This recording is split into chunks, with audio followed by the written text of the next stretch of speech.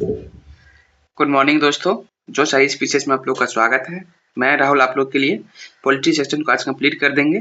तो चलिए चलते हैं। कल हम लोग कहाँ तक कंप्लीट किए थे? तो हम लोग क्या करते थे, उपराष्ट्रपति के तक कंप्लीट कर चुके थे। आज हम लोग देखने वाले हैं केंद्रीय मंत्रिपरिषद की ओर देखते हैं। तो केंद्रीय मंत्रिपरिषद में क्या बताया गया है, चलिए देखते हैं। तो प्रधानमंत्री की नियुक्ति का प्रावधान है अनुच्छेद 75 के ए में है। प्रधानमंत्री द्वारा राष्ट्रपति को जानकारी उपलब्ध करवाया जाता है, अनुच्छेद 78 के द्वारा करवाया जाता है। केंद्रीय मंत्रिपरिषद का प्रावधान किया गया है, अनुच्छेद 74 में किया गया है। इस तरह से चीज आपको याद है। चलिए देखिए क्या बोला गया यहाँ पे। भारत का प्रधानमंत्री मुख्य क्या है, तो केंद्रीय सरकार का अंग है। संविधान में मंत्रिमंडल शब्द का एक ही बार प्रयोग हुआ है और वह किसमें है, तो आर्टिकल 232 में है। आमतौर पर भारत के प्रधानमंत्री होते हैं, लोकसभा के सदस्य होते हैं। भारत का प्रधानमंत्री किसके प्रति जवाबदेही होता है बाबू, तो लोकसभा के प्रति जवाबदेही होता है। मंत्रिपरिषद उत्तरदायी होता है लोकसभा के प्रति। संघीय मंत्रिपरिषद के मंत्री सामूहिक रूप से उत्तरदायी होते हैं केवल लोकसभा के प्रति। भारतीय राजनीतिक व्यवस्था में कार्यपालिका के अधीन रहकर कार्य करता है विधायिका। केंद्र सरकार में उच्चतम नागरिक सेवा अधिकारी कौन होता है बाबू, केंद्र सरकार ने पूछ रहा कौन होता है बाबू, तो मंत्रिमंडल जो सेक्रेटरी होता है, जिसे सचिव बोलते हैं, वो क्या होता है, उच्चतम नागरिक सेवा अधिकारी होता है। देखिए क्या बोला जा रहा है। संविधान संशोधन अधिनियम द्वारा मंत्रिपरिषद की संख्या लोकसभा के कुल सदस्यों के 15% की सीमा तक निर्धारित की गई है। तो कौन सा संविधान संशोधन के द्वारा, तो 91 संविधान संशोधन अधिनियम 2003 के द्वारा किया गया है। भारतीय प्रशासन में विभाजन प्रणाली किससे संबंधित है बाबू, तो नीति या कार्यान्वयन से संबंधित है। राष्ट्रीय सुरक्षा परिषद का प्रधान कौन होता है, तो प्रधानमंत्री जी होते हैं। देखिए यहाँ पे क्या दिया है, प्रधानमंत्री जी हैं और उनका कार्यकाल दिया गया है। तो आप लोग बताइए और आप लोग कमेंट सेक्शन में कमेंट करते रहिए। साथ में देखिए फर्स्ट प्रधानमंत्री कौन थे, तो जवाहरलाल नेहरू जी थे। उनका कार्यकाल देखिए क्या दिया है, 15 अगस्त 1947 से लेकर 27 में 1964 तक था। सेकंड में कौन है, गुलजारी लाल नंदा। इनका कार्यकाल 27 में 1964 से लेकर 9 जून 1964 तक रहा। फिर तीसरा नंबर पर कौन है, लाल बहादुर शास्त्री जी। 9 जून 1964 से 11 जनवरी 1966 के बीच में रहे। फिर चौथा नंबर पर कौन आया, तो गुलजारी लाल नंदा। इनका क्या है, 11 जून 1966 से लेकर 24 जून 1966 तक क्या है, इनका कार्यवाहक के रूप में कार्य किए।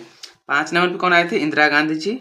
और इंदिरा गांधी जी का कार्यकाल क्या रहा, तो 24 जनवरी 1966 से लेकर मतलब 1966 से लेकर 24 मार्च 1977 तक मतलब 1977 तक कह रहा आपका इंदिरा गांधी जी का कार्यकाल रहा।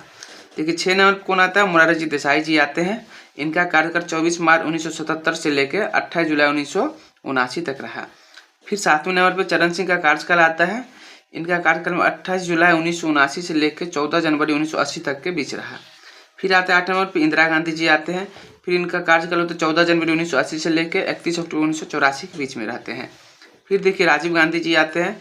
इनका 31 अक्टूबर 1984 से लेकर 2 दिसंबर 1989 के बीच में रहते हैं। फिर 10 नंबर पर विश्वनाथ प्रताप सिंह जी आते हैं। इनका कार्यकाल 2 दिसंबर 1989 से लेकर 10 नवंबर 1990 के बीच में रहा। 11 नंबर पर चंद्रशेखर जी आते हैं। इनका कार्यकाल 10 नवंबर 1990 से लेकर 21 जून 1991 के बीच में रहा। पीवी नरसिम्हा राव का कार्यकाल 21 जून 1991 से लेकर 16 मई 1996 के बीच में रहा। अटल बिहारी वाजपेयी 13वें नंबर का प्रधानमंत्री जी बने। इनका कार्यकाल 16 मई 1996 से लेकर 1 जून 1996 के बीच में रहा। HD देवगौड़ा जी का कार्यकाल 1 जून 1996 से लेकर 21 अप्रैल 1997 के बीच में रहा।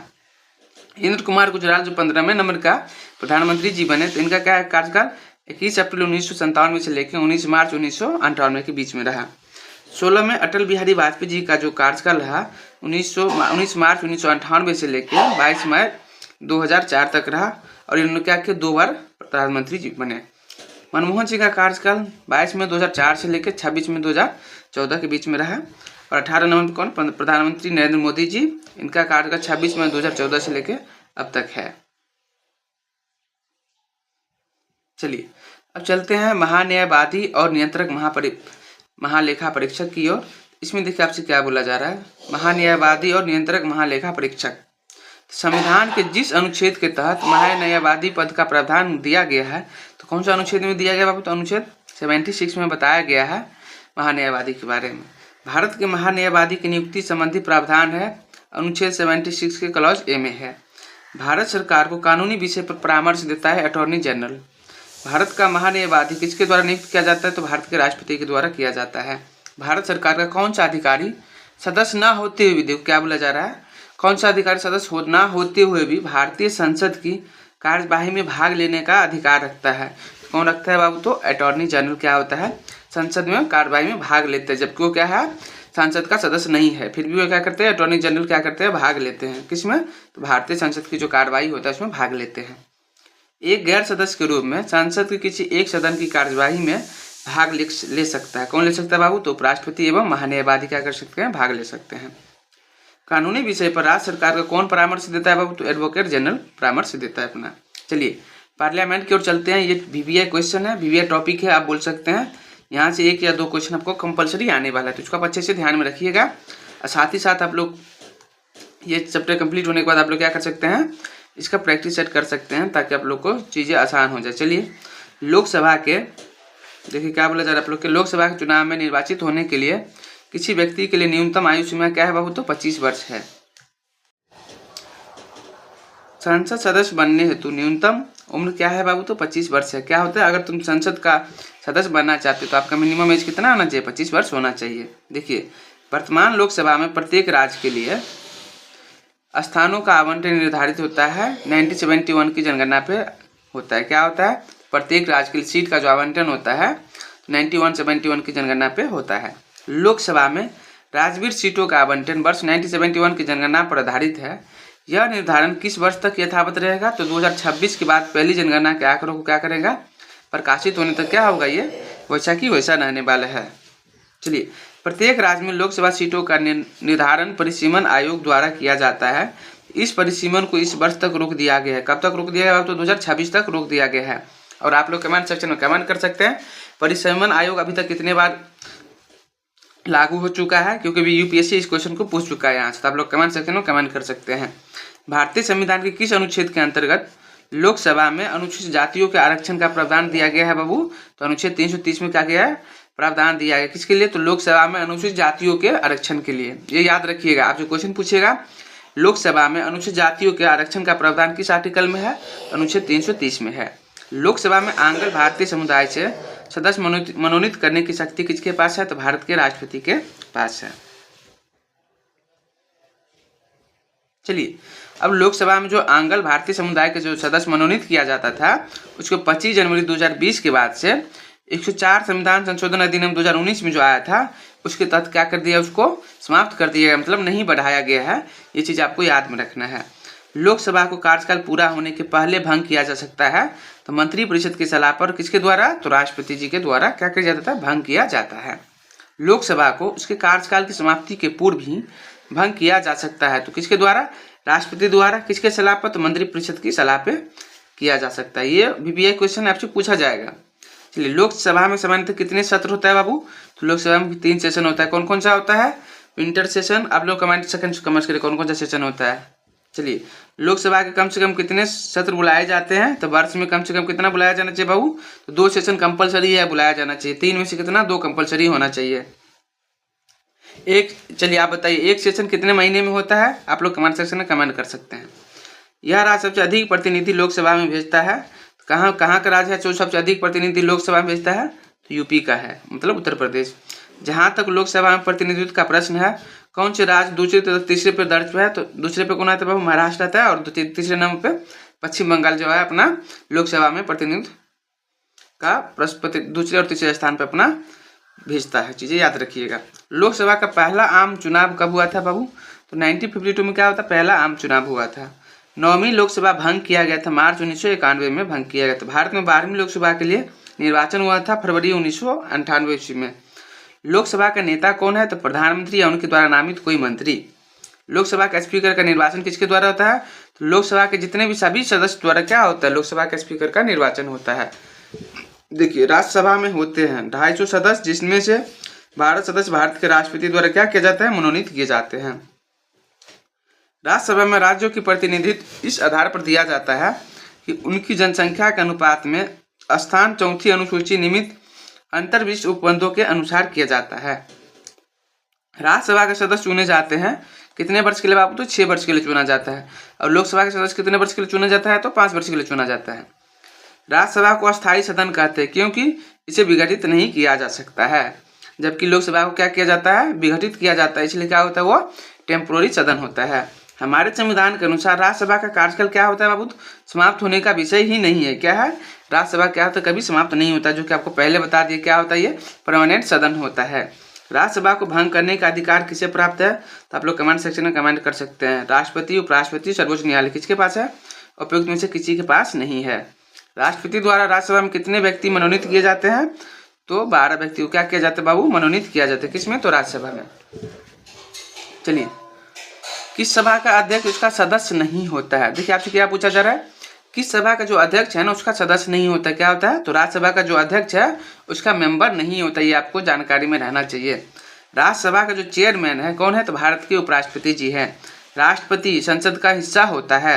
संसद के 2 सत्रों के बीच अधिकाधिक अंतर होना चाहिए, कितने का, तो 6 महीने का अंतर होना चाहिए। एक MP की सीट को रिक्त घोषित किया जा सकता है यदि वह सदन से लगातार डैश की अवधि के लिए अनुपस्थित रहता है, 2 माह के लिए क्या होता है, यदि एक MP क्या करता है, अपने सीट को रिक्त घोषित किया जा सकता है यदि वह सदन से लगातार 2 महीने की अवधि के लिए क्या हो जाता है, एब्सेंट हो जाता है। एग्जाम्पल में चलो मैं बताता हूँ, अगर तुम लोग एक स्कूल में जाते हो, अगर वहाँ कंटिन्यूसली तुम लोग 2 महीना नहीं जाते हो, अपना अटेंडेंस नहीं बनाते हो, तुम लोग को उस स्कूल से नाम काट देता है। उसी प्रकार क्या होता है, पार्लियामेंट मेंबर में भी होता है, वही चीज़ होता है। तो इस चीज़ आप क्या कर सकते हैं, कनेक्ट कर सकते हो चीज़ों को।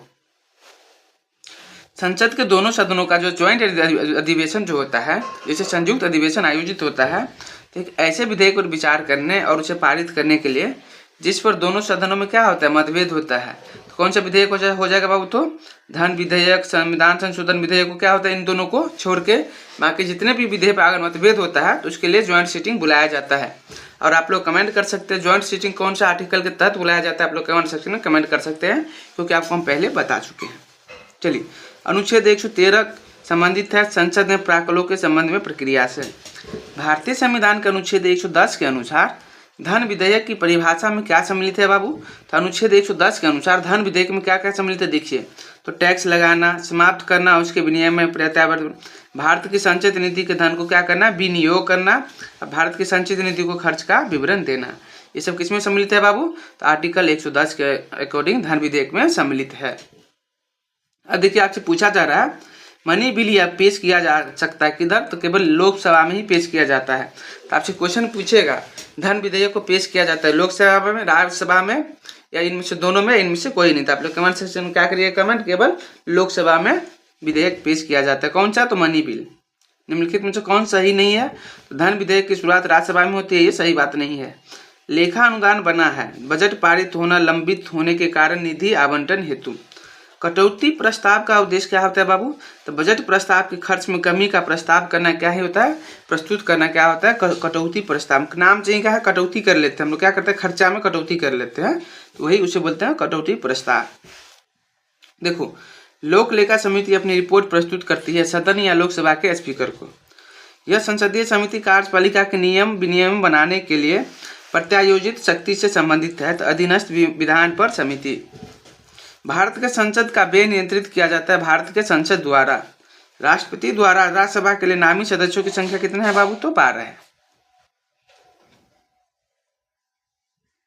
चलिए आप देखिए, आप बताइए कमेंट सेक्शन में, राज्यसभा में प्रतिनिधित्व में शामिल है तो भारत के राष्ट्रपति द्वारा मनोनीत सदस्य, अप्रत्यक्ष रूप से नागरिकों द्वारा उनके प्रतिनिधियों के माध्यम से चुने गए सदस्य क्या है, राज्यसभा में प्रतिनिधित्व करता है। लोकसभा सचिवालय सीधे पर्यवेक्षण में आता है लोकसभा अध्यक्ष के।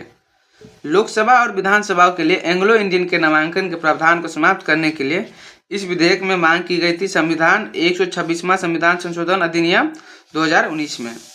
भारत में संविधान संशोधन किया जा सकता है संसद के द्वारा। किसके द्वारा किया जाता है संविधान में संशोधन, तो सांसद के द्वारा क्या किया जा सकता है, संशोधन किया जा सकता है।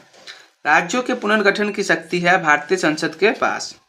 किस अनुच्छेद के तहत अध्यक्ष सदन के किसी भी सदस्य को अपनी मातृभाषा में बोलने की अनुमति दे सकता है, तो किस आर्टिकल के तहत बाबू, तो अनुच्छेद 120 के क्लॉज 1 के तहत क्या करेगा, अध्यक्ष क्या बोलेगा, किसी भी सदस्य को अपनी मातृभाषा में बोलने की अनुमति दे सकता है। ये आप याद रख सकते हैं चीज़ों को। नए संसद भवन में सांसदों के लिए कुल कितनी सीटों की संख्या है, तो 1272 सीटों की संख्या है। कब पूछा गया, तो TRD 2023 में पूछा गया है। देखिए, राज्यसभा के पास लोकसभा से ज़्यादा शक्ति है। एक नई अखिल भारतीय सेवा के निर्माण के लिए क्या है, राज्यसभा के पास लोकसभा से ज़्यादा शक्ति है। किस चीज़ के लिए, तो एक नई अखिल भारतीय सेवा के निर्माण के लिए। भारत के संविधान में संशोधन की प्रक्रिया शुरू की जा सकती है लोकसभा और राज्यसभा द्वारा। अब देखिए यहाँ पे क्या हुआ, राज्यसभा सदस्य संख्या दिया गया है, बस आप लोगों को क्या करना है, एक बार देख लेना है। तो देखिए राज्यसभा संख्या और सदस्य दिया है। तो देखिए आंध्र प्रदेश से कितना आता है, तो 11 है राज्यसभा संख्या। आप चीज़ों को याद रख सकते हैं। असम में कितना है बाबू, तो 7 है। छत्तीसगढ़ में 5 है। गुजरात में 11 है। हिमाचल प्रदेश में 3 है। झारखंड से 6 है। केरल से 9 है। महाराष्ट्र से 19 है। मेघालय से 1 है। नागालैंड से भी 1 है आपका। ओडिशा से 10 है। पंजाब से 7 है। सिक्किम से 1 है। त्रिपुरा से 1 है। उत्तराखंड में 3 है। तेलंगाना में 7 है। तो कितना है, राज्यसभा सीटों की संख्या है। ये चीज़ें आपको पता होना चाहिए। चलिए अरुणाचल प्रदेश में कितना है बाबू, सीटों की संख्या 1 है। बिहार में देखिए, बिहार को तो आपको याद ही होना चाहिए। बिहार में कितना है बाबू, तो 16 है। गोवा से कितना आता है बाबू, तो 1 आता है। हरियाणा से 5 आता है। जम्मू कश्मीर से 4 आता है। कर्नाटक से 12 आता है। मध्य प्रदेश से 11 आता है। मणिपुर से 1 आता है। मिजोरम से 1 आता है। दिल्ली से 3 आता है। पुडुचेरी से 1 आता है। राजस्थान से 10 आता है। तमिलनाडु से कितना 18 आता है। उत्तर प्रदेश से 31 आता है। पश्चिम बंगाल से 16 आता है। और लद्दाख से कितना आता है बाबू, तो 0 आता है। इस चीज़ को आप क्या करिएगा, एक बार फिर से देख लीजिएगा ताकि आपको रिवीजन हो जाए। अब चलते हैं सर्वोच्च न्यायालय, जिसे सर्वे सर्वा बोला जाता है। आपको इसको अच्छे से याद रखना है। देखिए तो आपसे पूछा जा रहा है संघीय न्यायालय की स्थापना कब किया गया था बाबू, तो 1 अक्टूबर 1937 को किया गया था। भारत के सर्वोच्च न्यायालय का उद्घाटन हुआ कब हुआ था, 28 जनवरी 1950 को क्या हुआ था, उद्घाटन हुआ था। भारत के सर्वोच्च न्यायालय की स्थापना एवं गठन का प्रावधान कौन सा आर्टिकल में बाबू, तो आर्टिकल 124 में है। संवैधानिक मामलों में अपीलीय अधिकारिता का प्रावधान किसमें, तो अनुच्छेद 132 में है। सर्वोच्च न्यायालय की सलाहकारी शक्ति का प्रावधान है अनुच्छेद 143 में, जो कि हम पहले भी बता चुके हैं आपको। भारत के सर्वोच्च न्यायालय की स्थापना किसमें हुआ था बाबू, भारतीय संविधान के द्वारा हुआ था। भारत के उच्चतम न्यायालय में न्यायाधीशों की संख्या में वृद्धि करने की शक्ति किसमें निहित है बाबू, तो सांसद में निहित है। जबकि आपको ऑप्शन में क्या देगा, राष्ट्रपति, जो कि ऑप्शन गलत हो जाएगा। तो आपसे पूछेगा न्यायाधीशों की संख्या में वृद्धि करने की शक्ति किसके पास है, तो सांसद के पास है। इस तरह से आपको याद रखना चीजें। भारत के सर्वोच्च न्यायालय में न्यायाधीशों की वर्तमान स्वीकृति संख्या कितना है अभी, तो 33 + 1 है, मतलब 34 है। कितना है बाबू, 33 प्लस में 1 कितना हो गया, 34 हो जाएगा। चलिए भारत सर्वोच्च न्यायालय में न्यायाधीशों की नियुक्ति कौन करता है, तो नियुक्ति कौन करता है, देखो राष्ट्रपति करता है। सर्वोच्च न्यायालय का न्यायाधीश अपने पद से क्या करता है, अगर त्याग पत्र किसको लिख कर दे सकता है, तो राष्ट्रपति जी को अपना त्याग पत्र लिख कर दे सकते हैं। सर्वोच्च न्यायालय के न्यायाधीशों की सेवा निवृत्ति की उम्र क्या है, मतलब रिटायरमेंट की उम्र क्या है बाबू, तो 65 वर्ष है। निम्नलिखित कथन सही नहीं है। इसमें कौन सा कथन सही नहीं है, सर्वोच्च न्यायालय कोर्ट मार्शल को छोड़कर अन्य किसी भी उच्च न्यायालय या अदालत की सुनवाई कर सकता है। ये बात क्या है, गलत है। न्यायिक पुनर्विलोकन का अर्थ यह है कि सर्वोच्च न्यायालय राज्य के किसी भी कानून को अवैध घोषित कर सकता है। भारत में न्यायिक प्रणाली किस पर आधारित है, तो संविधान नियमित कानून की उचित प्रक्रिया पर आधारित है। ये कानून द्वारा स्थापित प्रक्रिया है ऑप्शन के अनुसार। सर्वोच्च न्यायालय क्या एक संघीय न्यायालय है, मानव अधिकारों का संरक्षण करता है, संविधान का अंतिम विवेचक है, और ये क्या एक सिविल न्यायालय है। इंदिरा साहनी बनाम भारतीय संघ मुकदमे में सर्वोच्च न्यायालय का निर्णय किस विषय से संबंधित था बाबू, तो सरकारी नौकरियों में अत्यंत पिछड़ा वर्ग का किसके लिए, तो रिजर्वेशन के लिए, मतलब आरक्षण के लिए था। तो आप लोग याद रख सकते हैं इंदिरा साहनी बनाम भारत संघ केस।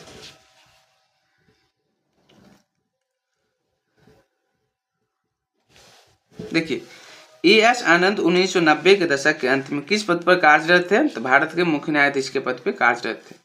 हाल ही में भारत में की संसद ने 3 तलाक कानून पारित करके भारत के सर्वोच्च न्यायालय के किस वर्ष के निर्णय को समर्थन दिया, जिसने 3 तलाक की विधि को असंवैधानिक बना दिया था, तो 2017 का।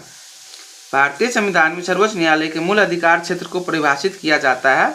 अनुच्छेद 131 के तहत क्या किया जाता है बाबू, परिभाषित किया जाता है। भारत के सर्वोच्च न्यायालय से कौन संबंधित है बाबू, तो कॉलेजियम प्रणाली, अपीलीय अधिकार क्षेत्र और मूल अधिकार क्षेत्र क्या है, सर्वोच्च न्यायालय से संबंधित है। भारत के सर्वोच्च न्यायालय ने इस मामले में संभावित अधिनिर्णय के सिद्धांत को अपनाया, तो गोलकनाथ बनाम पंजाब राज्य को अपनाया। कॉलेजियम प्रणाली के बारे में निम्नलिखित कथन सही है, तो कौन था बाबू, सुप्रीम कोर्ट सही है। देखिए यहाँ पे क्या बोला जाए, सुप्रीम कोर्ट कॉलेजियम 5 सदस्य निकाय है, जिसका नेतृत्व भारत के मौजूदा मुख्य न्यायाधीश CJI करते हैं, और उनमें से उस समय के न्यायालय के 4 अन्य वरिष्ठ न्यायाधीश शामिल होते हैं। अब देखिए, उच्च न्यायालय और उच्च न्यायालयों के न्यायाधीशों की नियुक्ति को कॉलेजियम प्रणाली के माध्यम से ही किया जाता है। तो यही चीज आपको बताया गया यहाँ पे। सर्वोच्च न्यायालय की न्यायिक समीक्षा शक्ति के संबंध में निम्नलिखित में से कौन सा असत्य है? अपने निर्णय की समीक्षा करने और संशोधन करने का कोई अधिकार नहीं है। ऐसा कोई बात नहीं है, क्योंकि संशोधन किया जा सकता है। अगर आपने गलत अपना डिसीजन दे दिया, संशोधन करने का जरूरत है, आप क्या कर सकते हैं? अपने डिसीजन को चेंज कर सकते हैं। देखिए, भारतीय न्यायपालिका विलासी मुकदमेबाज से ग्रसित है। किसने कहा था? NV रमना ने कहा था। उच्च न्यायालय के अधिकार क्षेत्र में बदलाव किया जा सकता है तो सिर्फ संसद के द्वारा किया जा सकता है। अब चलते हैं हम लोग किसकी तरफ? राज्य विधानमंडल एवं मंत्री परिषद की ओर चलते हैं। संविधान के पाठ 6 के अध्याय 3 में बोला जाता है, अनुच्छेद 168 से 212 के तहत प्रावधान है किसके लिए? तो राज्य विधानमंडल के बारे में बताया गया। इसमें राज्य विधानमंडल का गठन का प्रावधान किसमें है? तो अनुच्छेद 168 में। देखिए, यहाँ से 3-4 क्वेश्चन आपको बन रहा है चीजें। अनुच्छेद 170 के अंतर्गत क्या आता है? तो राज्य विधानमंडल के गठन का संबंध आता है। जिन 6 राज्यों में क्या है? बाई कैमरलिज्म विधायिका है, तो इसमें कौन कौन सा? उत्तर प्रदेश है, बिहार आपका, महाराष्ट्र है, कर्नाटक है, आंध्र प्रदेश और तेलंगाना है। देखिए, इसको याद करने के लिए मैं आपको एक ट्रिक दे रहा हूँ। देखिए, उत्तर प्रदेश और बिहार क्या है? दोनों सटा हुआ राज्य है, तो यूपी और क्या हो जाएगा आपका? बिहार हो जाएगा। उसके बाद देखिए, महाराष्ट्र और कर्नाटक सटा हुआ राज्य है, ये दोनों हो जाएगा। और देखिए, आंध्र प्रदेश एंड तेलंगाना क्या है? दोनों सटा हुआ चीज है। इस तरह से आप क्या कर सकते हैं? 6 राज्य को याद रख सकते हैं। चलिए, अब आपसे क्या बोला जा रहा है? देखिए, विधानसभा में अनुसूचित जाति और अनुसूचित जनजातियों की सीटों के आरक्षण का प्रावधान कौन सा आर्टिकल में है? 332 में है। संविधान के जिस अनुच्छेद में किसी राज्य के विधान परिषद के सृजन या समापन का प्रावधान है, कौन सा आर्टिकल में बात? तो अनुच्छेद 169 में है। विधान परिषद की संरचना का उपबंध किया गया अनुच्छेद 171 में। राज्य विधानमंडल की सदस्य हेतु अहर्ता क्या होता है बाबू? तो अनुच्छेद 173 में बताया गया उसकी अहर्ता के बारे में। राज्य सरकार का कार्यकारी अध्यक्ष या संवैधानिक प्रमुख कौन है? तो राज्यपाल है। किसी राज्य का राज्यपाल नियुक्त किया जा सकता है किसके द्वारा? तो राष्ट्रपति के द्वारा क्या किया जाता है? राज्यपाल की नियुक्ति किया जाता है किसी भी राज्य का। देखिए, भारतीय संविधान के अनुसार राज्यों की विधायिकाएं में क्या सम्मिलित है? तो राज्यपाल, विधानसभा एवं विधान परिषद, जहां इसका क्या है? अस्तित्व है, वही शामिल है। अब देखिए, भारत में राज्य विधान पालिका जैसे स्टेट लेजिस्लेटिव का उच्च सदन क्या होता है बाबू? तो विधान पालिका परिषद होता है। और निम्न सदन क्या होता है? आप लोग कमेंट सेक्शन में कमेंट करिए। भारत के किसी राज्य में विधान परिषद का सृजन अथवा उसकी समाप्ति की जा सकती है तो राज्य विधानसभा के तत्व संबंधी संकल्प पारित करने पर सांसद द्वारा। राज्य विधान परिषद के सदस्य इस श्रेणी से नहीं चुने जाते हैं। कौन सा श्रेणी से नहीं चुने जाते बाबू? तो उद्योगपति की श्रेणी से नहीं चुने जाते हैं। किसका? तो राज्य विधान परिषद का सदस्य। देखिए, केरल, हिमाचल प्रदेश, दिल्ली और बिहार राज्यों में से यहाँ विधान परिषद है। तो कौन कौन सा राज्य में आपको पहले ही बताया? तो देखो, एक तो बिहार में है, तो आपका आंसर क्या हो जाएगा? बिहार में हो जाएगा। भारतीय संविधान के अनुच्छेद में से यह राज्य की विधानसभाओं के निर्वाचन का प्रावधान प्रस्तुत करता है आर्टिकल 170 के तहत। अरुणाचल प्रदेश, हिमाचल प्रदेश, मणिपुर, मेघालय में से इस राज्य की विधानसभा में सदस्यों की संख्या अधिक है। तो किसमें है राज्य की विधानसभा में सदस्यों की संख्या? तो हिमाचल प्रदेश में। जम्मू कश्मीर राज्य के विभाजन के बाद बने किस केंद्र शासित प्रदेश की अपनी कोई विधायिका नहीं है? तो किसकी नहीं है बाबू? तो लद्दाख का नहीं है। यदि किसी राज्य की विधानसभा का अध्यक्ष स्पीकर पद त्यागना चाहते हैं तो अपना पद त्याग पत्र किसे देगा बाबू? तो उपाध्यक्ष को देगा। केंद्र शासित प्रदेश के मुख्यमंत्री, जहां पर इस तरह का प्रावधान है कि नियुक्त किए जा सकते हैं, राष्ट्रपति के द्वारा ही नियुक्त किए जा सकते हैं। देखिए, राज्य का मंत्री परिषद सामूहिक तौर पर किसके उत्तरदायी होता है? किसके प्रति बाबू? तो विधानसभा के प्रति उत्तरदायी होते हैं। अनुच्छेद 202 के अंतर्गत प्रावधान है राज्यपाल द्वारा प्रत्येक वित्तीय वर्ष के संबंध में वार्षिक वित्तीय विवरण प्रस्तुत किया जाता है। अनुच्छेद 202 के तहत आप इसको क्या कर सकते हैं? याद रख सकते हैं। और बताइए, ये तो राज्यपाल का हो गया।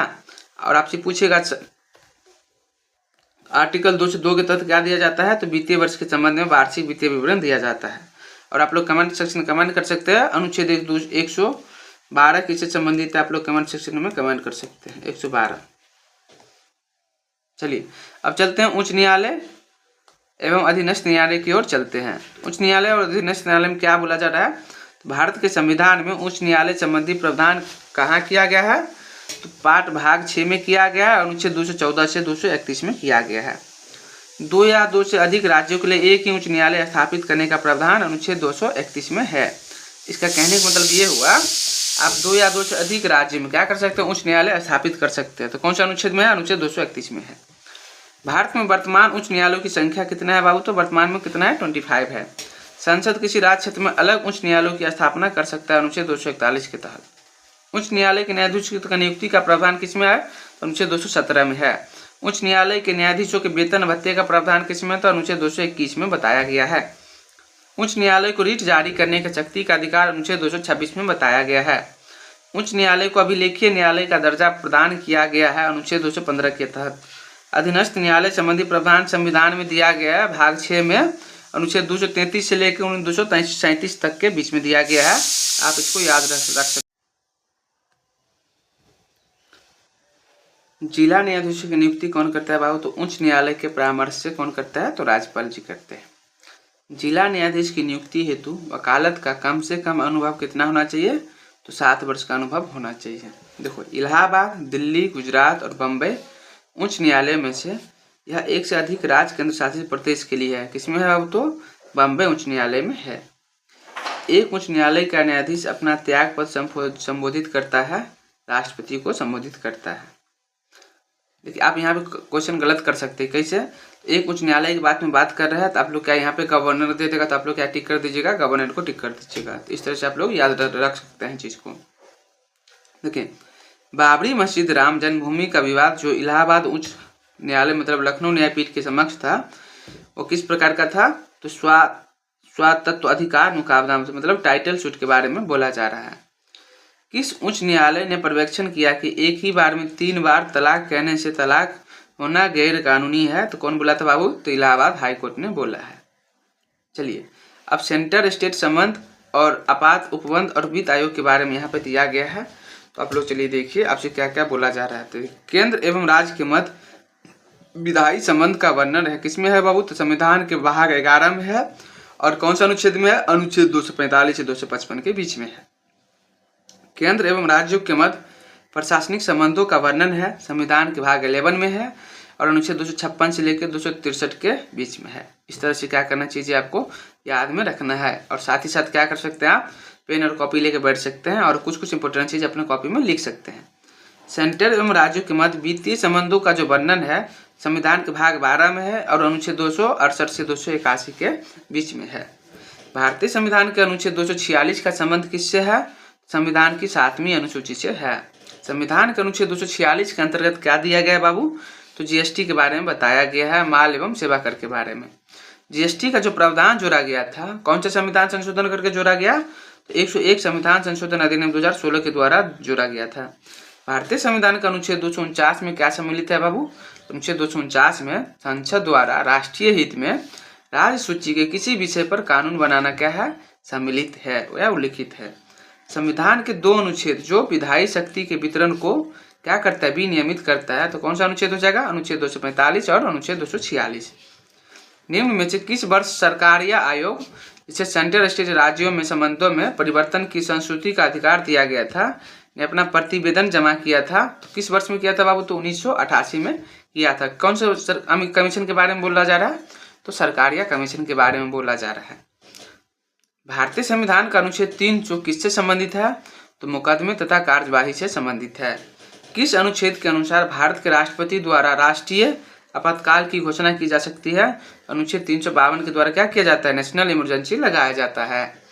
राष्ट्रीय आपातकाल की घोषणा कर सकता है कौन कर सकता है? तो हथियारबंद विद्रोह के आधार पर किया जा सकता है। और कौन कर सकता है? तो राष्ट्रपति कर सकता है। तो देखो, कहने का मतलब ये हुआ नेशनल इमरजेंसी जो घोषणा किया जाता है तो इसके लिए क्या क्या कारण होता है? तो हथियारबंद विद्रोह के आधार पर किया जाता है। यदि कोई बाहरी आक्रमण करता है तो उसके आधार पर क्या कर सकते हैं? आप नेशनल इमरजेंसी लगा सकते हैं या युद्ध के आधार पर भी किया जा सकता है। देखिए, प्राय किसकी सलाह पर राज्य में राष्ट्रपति शासन लागू किया जा सकता है? तो किसी भी राज्य में राष्ट्रपति जो शासन लागू होता है गवर्नर के सलाह पे लगाया जाता है। प्रथमतः आपातकाल की स्थिति की घोषणा डैश समय काल के लिए सीमित की जा सकती है। तो 6 महीने के लिए क्या किया गया है? सीमित किया गया है। भारत के वित्त आयोग के संदर्भ में निम्नलिखित कथन कौन सा सही है? संविधान के 280 के तहत वित्त आयोग क्या किया गया था? स्थापित किया गया था। वित्त आयोग द्वारा की गई सिफारिश प्रकृति में केवल क्या होता है बाबू? तो सलाहकार प्रवृत्ति के नीचे होता है। किसका? तो वित्त आयोग का। इस अनुच्छेद के अंतर्गत वित्त आयोग के गठन का प्रावधान किया गया है, अनुच्छेद 280 में किया गया है। भारत में संघीय वित्त आयोग का संबंध कौन रखता है? तो राज्य एवं केंद्रों के बीच जो वित्त से संबंधित है वही रखता है।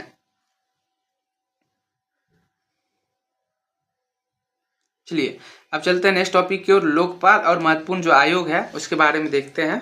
देखिए योजना आयोग की जो स्थापना कब हुआ था, तो 15 मार्च 1950 को हुआ था। किस राज्य में पहला लोक आयुक्त स्थापित हुआ था, महाराष्ट्र में हुआ था। स्वतंत्र भारत के प्रथम विधि आयोग के अध्यक्ष कौन थे, श्री MC सेतलवाड़ जी थे। संविधान समीक्षा आयोग, देखिए क्या बोला जा रहा है आपसे, संविधान समीक्षा आयोग, एक मिनट रुकिएगा, हाँ, संविधान समीक्षा आयोग जिसे फरवरी 2000 में गठित किया गया था, के अध्यक्ष कौन था, तो MN वेंकटचलैया जी थे। राज्य लोक सेवा आयोग का अध्यक्ष किसके द्वारा नियुक्त किया जाता है, तो राज्य के राज्यपाल के द्वारा किया जाता है। देखिए BPSC के जो भी चेयरमैन है उसको कौन नियुक्त किए होंगे, तो आपके राज्य के राज्यपाल जी किए होंगे। तो आप लोग कमेंट सेक्शन में कमेंट कर सकते हैं अभी बिहार के राज्यपाल कौन है और कितने नंबर के राज्यपाल है, और अभी BPSC का चेयरमैन कौन है, आप लोग कमेंट सेक्शन में कमेंट कर सकते हैं। देखिए बिहार, सिक्किम, हिमाचल प्रदेश और जम्मू कश्मीर में से राज्य को केंद्र सरकार द्वारा विशेष श्रेणी की दर्जा कभी प्रदान नहीं किया गया। तो किसको नहीं किया गया बाबू, तो बिहार को कभी क्या किया, स्पेशल कैटेगरी स्टेटस में नहीं रखा गया है। चलिए अब चुनाव आयोग और राजनीतिक आयोग, राजनीतिक दल के बारे में बोला जा रहा है। तो देखिए भारत के संविधान का कौन सा अनुच्छेद भारतीय निर्वाचन आयोग की स्थापना से संबंधित होता है, तो इलेक्शन कमीशन ऑफ इंडिया के बारे में बोला है। तो कौन सा आर्टिकल है बाबू, तो 324 आर्टिकल है। केंद्र और राज्य की व्यवस्थापिकाओं के लिए मतदान की न्यूनतम उम्र की सीमा 21 वर्ष से घटाकर 18 वर्ष कर दिया गया था। तो कौन सा संविधान संशोधन को करके गया था, तो 61वें संविधान संशोधन को जो 1988 में हुआ था उसको संशोधन करके क्या किया था, 21 वर्ष से उम्र घटा के 18 वर्ष कर दिया गया था। यदि देखिए भारत में यदि एक राज्य एक चुनाव लागू किया जाता है तो भारतीय संविधान के किस अनुच्छेद में संशोधन की आवश्यकता होती है, तो अनुच्छेद 83, अनुच्छेद 172 और अनुच्छेद 356 आदि में क्या किया जा सकता है, संशोधन की आवश्यकता होता है। जैसे वन नेशन वन इलेक्शन के बारे में बात किया जा रहा है यहाँ पे। भारत में मतदान के लिए जैसे इस प्रकार की चीजें पूछा जाएगा तो आपको ये तीनों आर्टिकल क्या रखना है, याद रखना है। किसमें संशोधन करने की आवश्यकता है, अनुच्छेद 83, 172 और 356। भारत में मतदान के लिए प्रयोग की जाने वाली मशीन VPPAT का संस्करण क्या है, तो M3 है। भारत के राजनीतिक दलों के संबंध में निम्नलिखित कथन सही है, तो RPA जिसे लोक प्रतिनिधित्व अधिनियम 1951 राजनीतिक दलों के पंजीकरण का प्रावधान करता है। राजनीतिक दलों का पंजीकरण निर्वाचन आयोग करता है। राष्ट्रीय स्तर पर राजनीतिक दल वह है जिसे 4 या अधिक राज्यों में मान्यता प्राप्त है। भारत के विभिन्न राजनीतिक दलों को राष्ट्रीय या क्षेत्रीय दल का दर्जा देने का अधिकार किसको है, तो चुनाव आयोग का है। आम आदमी पार्टी क्या है, एक नेशनल पार्टी बन गया है और एक पंजीकृत पार्टी भी है, मतलब रजिस्टर्ड पार्टी भी है। अब चलिए चलते हैं नेक्स्ट टॉपिक और संविधान संशोधन के बारे में देखते हैं। तो भारतीय संविधान में संशोधन के लिए विधेयक लाया जा सकता है, या तो लोकसभा में ला सकता है या तो राज्यसभा में ला सकता है। भारतीय संविधान का किस प्रथम संशोधन विधेयक अमेंडमेंट बिल लाया गया, तो 1951 में लाया गया था। किस संविधान अधिनियम को लघु संविधान कहा जाता है, 42 को क्या बोला जाता है, मिनी कॉन्स्टिट्यूशन बोला जाता है। भारतीय संविधान की 8वीं अनुसूची में मान्य सरकारी भाषाओं की कितनी संख्या है, तो 22 भाषाओं की संख्या है। संवैधानिक प्रावधान के संशोधन का प्रावधान दिया गया है, भाग 20 में दिया गया है और अनुच्छेद 368 में दिया गया है। दिल्ली को राष्ट्रीय राजधानी क्षेत्र का नाम दिया गया था 69वां संविधान संशोधन कानून द्वारा दिया गया है। देखिए 73 संविधान संशोधन अधिनियम के तहत पंचायती राज संस्थाओं में चुनाव लड़ने के लिए न्यूनतम आयु क्या रखा गया था बाबू, तो 21 वर्ष रखा गया है। चीजें आप याद रखिएगा। 73 संशोधन के बाद विकेंद्रीकरण किया गया था, निर्णय लेने की शक्तियों का, पूर्ण व्यवस्था का और प्रशासनिक शक्तियों का क्या किया था, विकेंद्रीकरण किया गया था। भारतीय संविधान की प्रस्तावना में समाजवादी एवं धर्मनिरपेक्ष शब्द जोड़े गए हैं। 42वें संविधान संशोधन द्वारा क्या किया था, जोड़ा गया था। क्या क्या, तो समाजवादी एवं धर्मनिरपेक्ष शब्द को क्या किया गया था, जोड़ा गया था। अब चलिए स्थानीय स्वशासन की ओर चलते हैं। तो भारतीय संविधान के निम्नलिखित अनुच्छेद में से कौन सा अनुच्छेद राज्य की सरकारों को ग्राम पंचायत को संगठित करने का निर्देश देता है, तो अनुच्छेद 40। चलिए अनुच्छेद 40 आपको याद होना चाहिए। पंचायती राज को डैश के अंतर्गत स्वशासन की इकाई के रूप में संगठित किया गया है, तो भारतीय संविधान के 73 संविधान संशोधन के अंतर्गत। देखिए 73 संविधान संशोधन कानून की वैधानिक शुरुआत किस संविधान संशोधन बिल से हुई है, 64 संविधान संशोधन बिल से हुआ है। किस संवैधानिक संशोधन के द्वारा पंचायती राज संस्थाओं को संवैधानिक स्तर प्राप्त हुआ था, तो 73 संशोधन के द्वारा पंचायती राज संस्थाओं को क्या हुआ था, संवैधानिक स्तर प्राप्त हुआ था।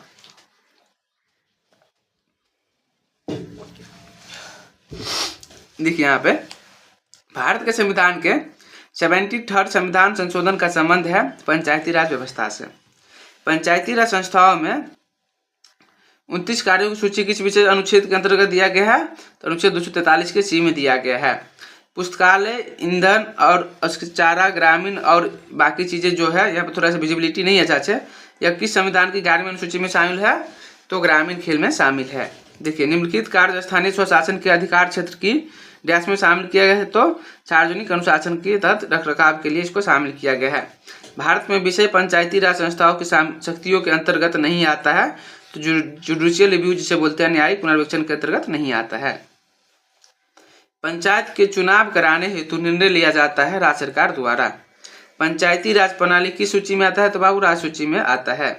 पंचायती राज विषय किसका? तो राज्य का सूची है। किस राज्य सरकारों ने 2010 तक स्थानीय निकाय महिलाओं का रिजर्वेशन 50% कर दिया है? तो बिहार कर दिया है, मध्य प्रदेश कर दिया और हिमाचल प्रदेश कर दिया है। इन राज्यों ने पंचायती राज संस्थाओं में स्त्रियों के 50% रिजर्वेशन को वैध किया है। तो कौन कौन किया बाबू? तो बिहार किया था, उत्तराखंड किया था, मध्य प्रदेश किया था और हिमाचल प्रदेश किया था। पंचायती राज का प्रधान लक्ष्य क्या है? तो ग्रामवासियों में शक्ति का क्या करना है? विकेंद्रीकरण करना है। सरकार की पंचायती राज प्रणाली की प्रमुख विशेषता क्या है बाबू? इसमें सरकार की 3 श्रेणियां होती है। इसके लक्ष्य गांव सामाजिक आर्थिक न्याय प्रदान करता है, सही बात है। जिला परिषद में इसके सदस्य के रूप में कुछ सांसद होते हैं, सही बात है। मतलब इनमें से सभी सही है। सफलतापूर्वक कार्य हेतु पंचायती राज को पूरे सहयोग की जरूरत पड़ती है स्थानीय जनता की। एक पंचायती समिति एक पंचायती राज संरचना का संचालन करती है ब्लॉक स्तरीय निकाय के स्तर पर। 11वीं अनुसूची 11वीं के द्वारा पंचायती राज संस्थाओं को नियंत्रण करने का अधिकार कितने विषयों पर है? तो बाबू तो 29 विषयों पर है। भारतीय संविधान में पंचायती राज संस्थाओं को संवैधानिक आकार प्रदान किया गया है 73 संशोधन अधिनियम के द्वारा। भारत में पंचायती राज प्रतिनिधित्व करता है, क्या करता है बाबू? तो शक्ति का विकेंद्रीकरण करता है, लोगों को हिस्सेदारी को करता है और सामुदायिक विकास को करता है। मतलब ऑल ऑफ दी एबव हो जाएगा। विकेंद्रीकरण का विशिष्ट नहीं है, मतलब स्थानीय समुदायों में आत्मविश्वास को नहीं जगाना, ये क्या है? इसका विशिष्ट नहीं है। CDP एवं NES के पुनर्गठन के लिए 1957 में NDC द्वारा स्थापित समिति का नाम बताइए जिसने ग्रामीण स्थानीय सरकार की त्रिस्तरीय प्रणाली का सुझाव दिया था। कौन दिया था बाबू? तो बलवंत राय मेहता कमेटी ने दिया था। भारत में पंचायती राज की अनुशंसा के लिए बनी समिति का अध्यक्ष कौन थे? तो बलवंत राय मेहता जी थे। जिस समिति की अनुशंसा प्रदेश में पंचायती राज लागू किया गया उसके प्रमुख कौन थे? तो बलवंत राय मेहता जी थे। भारत में पंचायती राज व्यवस्था सर्वप्रथम राजस्थान और राज्य प्रारंभ किए गए थे, तो आंध्र प्रदेश में प्रारंभ किया गया था। अक्टूबर 1959 में पंचायती राज भारत में सर्वप्रथम आरंभ किया गया। कब? हाँ, तो राजस्थान में किया गया था। विकेंद्रीकरण प्रणाली की सिफारिश किसने किया था? तो बलवंत राय मेहता ने किया था। देखिए, आपको ये क्वेश्चन आपको पहले ही बता चुके हैं। देखिए, पंचायती राज समिति और उसका जो वर्ष है वो दिया गया। तो CH हनुमंता राव 1984 में आया था। GVK राव समिति 1985 में आया था। अशोक मेहता 1977-78 में आया था। LM सिंघवी समिति 1986 में आया था और बलवंत राय मेहता कमेटी 1957 में आया था। ये चीज़ आपको याद भी होगा और हम लोग आपको BPSC का प्रीवियस ईयर क्वेश्चन करवा रहे थे, उसमें भी क्वेश्चन पूछा गया है। आपको यहाँ से ईस्वी और इसका जो कमेटी है उसका नाम अच्छे से याद रख लेना है, 1-2 बार नोट डाउन करके इसको याद रखना है। चलिए, अशोक मेहता समिति ने निम्नलिखित की सिफारिश की थी। जो अशोक मेहता समिति कब आया था बाबू? तो 1977 से 1978 के बीच में आया था और इन्होंने क्या किया था? 2 स्तरीय पंचायती राज की सरकार की सिफारिश किया था। किस कमेटी आयोग ने न्याय पंचायत बनाने की सिफारिश किया था? तो अशोक मेहता समिति ने क्या किया था?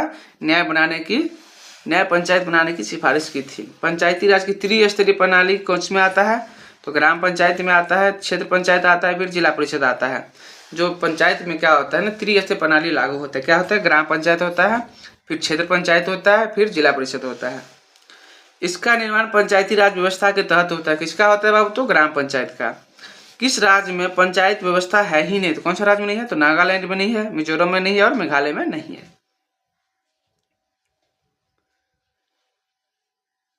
देखिए, ब्लॉक स्तर पर पंचायत समिति जो है क्या होता है बाबू? प्रशासनिक प्राधिकरण जी होता है। भारत में ब्लॉक स्तर पर बनी पंचायत समिति केवल प्रशासनिक प्राधिकारी होता है। पंचायतों की वित्तीय स्थिति की समीक्षा के लिए राज्य सरकार प्रत्येक 5 वर्षों में क्या गठित करते हैं? तो वित्त आयोग का गठन करता है। 73 संविधान संशोधन अधिनियम 1992 में 11वें अनुसूची के अनुच्छेद 243 के जी में द्वारा कितने विषयों को पंचायतों के प्रशासनिक नियंत्रण में रखा गया है? तो कितने में रखा गया बाबू? तो 29 विषयों को प्रशासनिक नियंत्रण में रखा गया है। सर्वप्रथम त्रिस्तरीय पंचायती राज अपनाया था कहाँ पे, तो राजस्थान में। पंचायती राज प्रथम बार अक्टूबर 1959 में प्रारंभ किया गया था कहाँ से, तो राजस्थान से। पंचायती राज के डैश के लोगों को वास्तविक स्वराज देने के लिए स्थापित किया गया था, तो ग्रामीण क्षेत्रों के लिए। पंचायत के चुनावों में राजनीतिक दलों की साझेदारी का विरोध किया गया था जयप्रकाश नारायण जी के द्वारा। देखिए, म्यूनिसिपल कॉरपोरेशन साधारणतः स्थापित की जाती है बृहत्तर नगरीय क्षेत्र के प्रशासन के लिए। पंचायती राज मंत्रालय भारत सरकार में कब बनाया गया था, 2004 में बनाया गया था। पंचायती राज व्यवस्था के घूर विरोधी कौन थे, तो डॉक्टर BR अम्बेडकर जी थे। पंचायत सदस्य की अयोग्यता का प्रश्न निर्धारित किया गया था ऐसी प्राधिकारी द्वारा जो राज्य विधानमंडल द्वारा निर्धारित होगा। पंचायती राज व्यवस्था राजस्थान के बाद प्रारंभ किया गया था कहाँ पे, तो आंध्र प्रदेश में प्रारंभ किया गया था। सामुदायिक विकास कार्यक्रम प्रारंभ हुआ 2 अक्टूबर 1952 को। पंचायती राज विषय किसका है, तो बाबू राजसूय का विषय है। अब चलिए चलते हैं कुछ पंचायती राज से जो संबंधित समिति है उसके बारे में आपको पहले ही बता चुके हैं और यहाँ पे भी देखिए बताया गया है। बलवंत राय मेहता समिति कब आया था, 1957 में। इसको याद रखना है, VVI क्वेश्चन है यहाँ से, एक क्वेश्चन आने वाला है आप लोग को, ये समझिए क्वेश्चन आउट है यहाँ से। अशोक मेहता समिति कब आया था बाबू, तो 1977 में आया था। देखो, GVK राव समिति कब आया था, 1985 में आया था। LM सिंघवी समिति कब आया था, 1986 में आया था। PK थुंगन समिति कब आया था, 1988 में आया था। इसको याद रख के जाना है, इसको रट के जाना आप लोग एग्जाम हॉल में, एक क्वेश्चन पक्का आने वाला है। देखिए, अब क्या है, वित्त आयोग नियुक्ति वर्ष और अध्यक्ष और जो कार्यकाल रहा ना उसके बारे में कुछ बताया गया है। जो पहला फाइनेंस कमीशन जो आया था कब आया था, तो 1951 में आया था। उस टाइम अध्यक्ष कौन था, तो KC नियोगी साहब जी थे और कार्यकाल 1952 से 57 था। सेकेंड फाइनेंस कमीशन नियुक्ति ईयर कितना था, तो 1956 था। कितने साल पे होता है वो, तो 5 साल, और 5 साल पे एटलीस्ट होता है यार, 4 साल। देखिए, अलग अलग यहाँ पे नियुक्ति वर्ष दे दिया कि संस्थानम है इस पर इसका अध्यक्ष, और कार्यकाल 1957 से लेकर 62 तक था। तीसरा जो फाइनेंस कमीशन आया था 1960 में आया था, इसका अध्यक्ष AK चंदा साहब था और उसका कार्यकाल 1962 से 66 रहा। चौथा जो आया था 1964 में आया था और PB राज मन्नार साहब इनका क्या था, अध्यक्ष था। 1966 से 1969 इसका कार्यकाल रहा। पांचवा जो आया 1968 में आया, महावीर त्यागी क्या थे, अध्यक्ष थे। 1969 से 74 के बीच में इसका कार्यकाल रहा। छठा जो आया 1972 में आया था, K ब्रह्मानंद रेड्डी क्या थे, इनका अध्यक्ष थे। 1974 से 1979 में आया। सातवां जो आया था 1977 में आया था, अध्यक्ष JM चेल्ट था और 1979 से 85 में इसका कार्यकाल रहा। आठवां जो आया था 1982 में आया था, IB चौहान जी क्या थे, इनका अध्यक्ष थे। 1984 से 89 में इसका कार्यकाल रहा। फिर नौवां देखिए 1987 में आया, NKP साल्वे क्या था, अध्यक्ष था। 1989 से 1995 कार्यकाल रहा। 10वां देखिए 1992 में आया था, KC पंत इनका क्या था, अध्यक्ष। 1995 से 2000। 11वां देखिए 1998 में AM खुसरो क्या था, अध्यक्ष, और 2002 से 2005 के बीच में कार्यकाल रहा। 12वां में देखिए 2002 में इसका क्या हुआ था, नियुक्ति हुआ था। श्री रंगराजन क्या था, इस टाइम अध्यक्ष था और 2005 से उसका 10 तक क्या था, इनका कार्यकाल रहा। 13वां नंबर पर जो है 2007 में आया था, विजय L केलकर क्या था, इनका अध्यक्ष थे और 2010 से 15 तक के बीच में रहे। फिर 14 नंबर पर 2013 में आया था, YB रेड्डी क्या था, अध्यक्ष थे और इसका कार्यकाल 2015 से 2020 रहा। 15वां देखिए 2017 में आया था, KN सिंह क्या था, इनका अध्यक्ष थे और 2021 से 26 तक इनका कार्यकाल रहा। अभी जो 16वां जो है ना VV है, इसको आप क्या कर सकते हैं, याद रख सकते हैं। कौन सा, 16 नंबर। 16 नंबर कब आया, तो 2023 में आया था। इसका अध्यक्ष अरविंद पनगड़िया साहब है। इसका कार्यकाल 2026 से लेकर 2031 तक है। इसको क्या करना है, आप लोग को याद रखना है चीज़ों को। VVI इसको याद रख सकते हैं। क्या आ जाएगा बाबू, तो VVI में VVI। अब देखिए कुछ अनुच्छेद दिया गया है, उसके बारे में विवरण दिया गया है। तो चलिए, अनुच्छेद 370 है ना, किससे संबंधित है, तो जम्मू और कश्मीर के संबंध से संबंधित है। अनुच्छेद 371 के बारे में देखिए, महाराष्ट्र और गुजरात राज्यों के संबंध में किससे, विशेष उपबंध से संबंधित है। 371 के क में बोला गया है, नागालैंड राज्य के संबंध में विशेष उपबंध। 371 के ख में असम राज्य के संबंध में विशेष उपबंध। 371 के ग में मणिपुर राज्य के संबंध में विशेष उपबंध। 371 के घ में आंध्र प्रदेश या तेलंगाना राज्य के संबंध में विशेष उपबंध। और देखिए 371 के 9 में आंध्र प्रदेश में केंद्रीय विश्वविद्यालय की स्थापना। 371 के 4 में सिक्किम राज्य के संबंध में विशेष उपबंध। 371 के 6 में मिजोरम राज्य के संबंध में विशेष उपबंध। 371 के ज में अरुणाचल प्रदेश राज्य के संबंध में विशेष उपबंध। 371 के झ में गोवा राज्य के संबंध में विशेष उपबंध। और 371 के निय में क्या, कर्नाटक राज्य के संबंध में विशेष उपबंध। और 6 अगस्त 2019 को प्रबंधन में नहीं है, क्या है, 6 अगस्त 2019 से प्रबंधन में नहीं है चीजें। चलिए अब क्या चलते हैं, मिसलेनियस की ओर चलते हैं। मिसलेनियस में कुछ कुछ चीज़ें ऐसा है जो बाकी चीज़ें नहीं दी है, उसको एक बार देख लेते हैं। देखिए, भारत में राजनीतिक दलों का जो पंजीकरण किया जाता है तो आरपीए अधिनियम, आरपीए एक्ट जिसे बोलते हैं, 1951 के प्रावधानों के तहत किया जाता है। 14 अगस्त 2007 में संसद द्वारा भारतीय संविधान में संशोधन के उपरांत अब अनुसूचित जाति की सूची में जातियों की संख्या कितनी है बाबू, तो 1258 है। पिछड़ी जाति आयोग के प्रथम सभापति कौन थे, काका साहेब कालेलकर जी थे। यह देश संयुक्त राष्ट्र की सुरक्षा परिषद का स्थायी सदस्य नहीं है। किसका नहीं है, तो जर्मनी का। संयुक्त राष्ट्र शांति अभियान के संदर्भ में निम्न कथन सही है। शांति स्थापना अभियान केवल संयुक्त राष्ट्र सुरक्षा परिषद के एक प्रस्ताव द्वारा वापस लिया जा सकता है। संयुक्त राज्य अमेरिका संयुक्त राष्ट्र शांति अभियान में सबसे बड़ा बजट योगदान करता है। सैयद अकबरुद्दीन को पहले संयुक्त राष्ट्र में भारत का स्थायी प्रतिनिधि कौन था, तो अशोक कुमार मुखर्जी जी थे। अंतर्राष्ट्रीय न्यायालय का मुख्यालय कहाँ पे है बाबू, तो हेग में है। एमनेस्टी इंटरनेशनल एक संगठन है जो जुड़ा हुआ है मानव अधिकार के संरक्षण से। किस देश की सरकारी रिपोर्ट को येलो बुक कहा जाता है, तो फ्रांस की।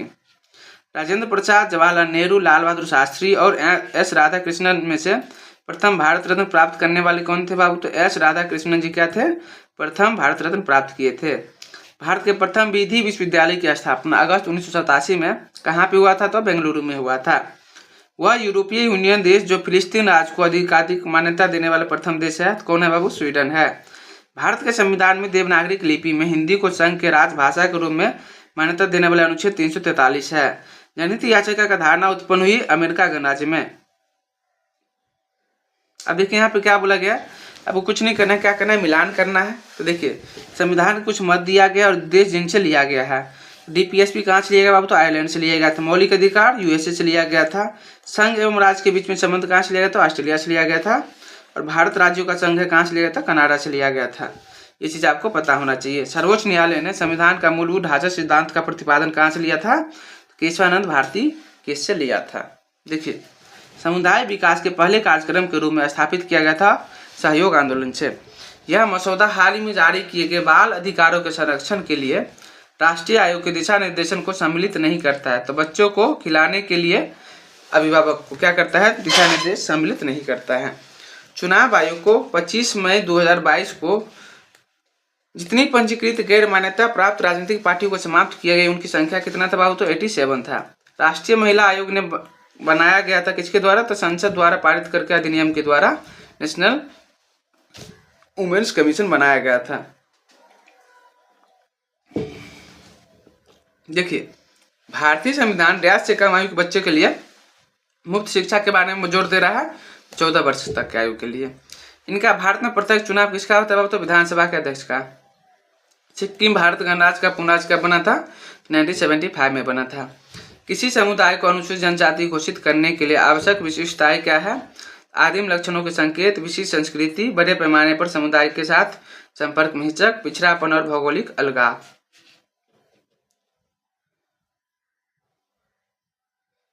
यहाँ पे क्या बोला जा रहा है, देखिए सही सुमेलन करना है आपको। तो राजनीतिक पार्टियां दे गई है और स्थापना का जो ईयर्स है वो दे दिया है। कम्युनिस्ट पार्टी ऑफ इंडिया का स्थापना कब हुआ था, 1964 में हुआ था। भारतीय कम्युनिस्ट पार्टी का स्थापना 1925 में हुआ था। बहुजन समाज पार्टी का 1984 में हुआ था। अखिल भारतीय तृणमूल कांग्रेस जो AITC है उसका 1998 में हुआ था। पूरा योजना का सुझाव दिया था APJ अब्दुल कलाम जी ने दिया था। अंतर्राष्ट्रीय परिषद का अध्यक्ष कौन होता है, तो प्रधानमंत्री जी होते हैं। देखिए मॉन्टेस्क्यू ने सरकार के अंतर्गत विधायिका, कार्यपालिका और न्यायपालिका के मत शक्तियों का क्या किया था, विभाजन प्रस्तावित किया था अपनी पुस्तक the spirit of the laws में। देखिए TRE 3 में जो पूछा, TRE 2023 में जो पूछा है, स्पेशल मैरिज एक्ट कब आया था बाबू, तो 1954 में आया था, जिसे विशेष विवाह अधिनियम बोलते हैं। दहेज निषेध अधिनियम कब आया था, 1961 में आया था। समाज पुरुषार्मिक अधिनियम 1976 में आया था। नारी अशिष्ट प्रतिनिधित्व 1986 में आया था। निम्नलिखित बुनियादी मूल्य सभी नेताओं द्वारा भारत के संविधान पर विचार विमर्श हेतु संविधान निर्माती सभा के मिलने से बहुत पहले ही स्वीकार कर लिए गए थे। सार्वभौम मत अधिकार, स्वतंत्रता और समानता का अधिकार और अल्पसंख्यकों के अधिकारों का संरक्षण। बिहार के चाणक्य उपनाम क्या मिला, तो नीतीश कुमार को मिला है। किसे मिला है, बिहार के चाणक्य उपनाम, किसको, तो नीतीश कुमार जी को। सिविल सोसाइटी एंग्लो अमेरिकन परंपरा दृष्टिकोण का निर्माण इनके एकेडमिक कार्यों पर किया गया, तो टोकेविले में किया गया था। आधुनिक उदारवाद विश्वास नहीं करता है न्यूनतम राज्य पे। भारत की संसद निधि से पैसा निकालने की अनुमति आवश्यक रूप से मिलनी चाहिए, किसका? तो भारत की संसद से। केंद्र सरकार में उच्चतम नागरिक सेवा अधिकारी मंत्रिमंडल सचिव में होता है। राज्यसभा की लोकसभा के समान क्षमता होता है संविधान संशोधन करने के क्षेत्र में। तो चलिए आज का क्लास यहीं पे एंड करते हैं और आपका पॉलिटी क्या हो गया यहाँ पे खत्म हो गया, 1 शॉट में कंप्लीट हो गया। चलिए नेक्स्ट क्लास में हम आपको लिए मैथ और रीजनिंग लेके आने वाले हैं। तो आप लोगों को क्लास कैसा लगा आप लोग कमेंट सेक्शन में कमेंट करिएगा और साथ ही साथ अपने दोस्तों के साथ शेयर कीजिएगा। चलिए मिलते हैं नेक्स्ट क्लास में। जय हिंद, जय भारत।